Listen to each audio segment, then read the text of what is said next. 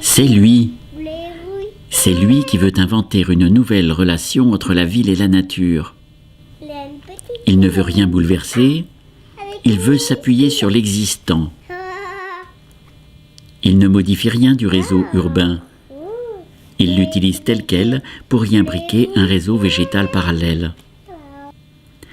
Il a en effet remarqué que dans beaucoup de rues, au bas des immeubles, dans cet angle droit commun aux murs et aux trottoirs, des petites plantes poussent tant bien que mal, de maigres tiges le plus souvent encombrées par les poussières et mégots que balaie le vent, de minuscules herbes qui ne sont rien d'autre que les tentatives désespérées que fait la nature pour refaire surface. Quelle est sa méthode ? Eh bien, il commence par élargir les fissures et fentes du bitume de façon à retrouver la terre du dessous. Puis il installe des chemins ininterrompus de plantes au pied des immeubles.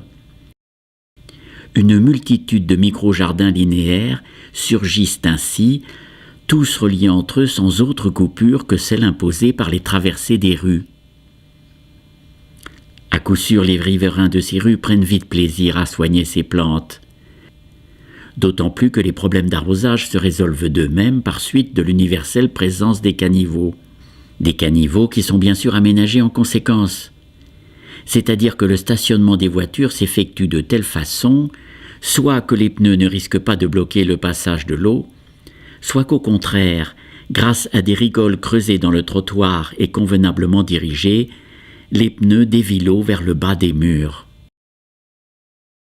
Des caniveaux qui sont bien sûr auto-nettoyants, tandis que de discrets panneaux solaires fournissent l'énergie nécessaire à l'ouverture et à la fermeture automatique des bouches d'égout en fonction des fluctuations climatiques.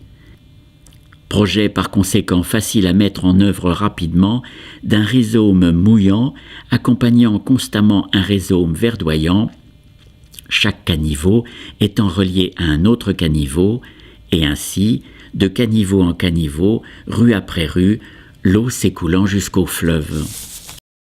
Mon projet débouche sur un formidable enrichissement du tissu social. Des concours de rues fleuries, de places vertes, de boulevards parfumés sont organisés chaque année. Des messages enfermés dans des petits flacons en plastique sont jetés dans l'eau des caniveaux, des mots amicaux, des mots d'encouragement, des propositions de rendez-vous, voyages de rue en rue au gré des courants d'eau. Et ce maillage vert engendre une production d'oxygène sous forme d'un fin nuage incolore mais odorant qui stagne au-dessus du trottoir, sensiblement à hauteur de nez. En nettoyant les poumons des citadins, ils distillent dans tout leur corps une euphorisante verdeur.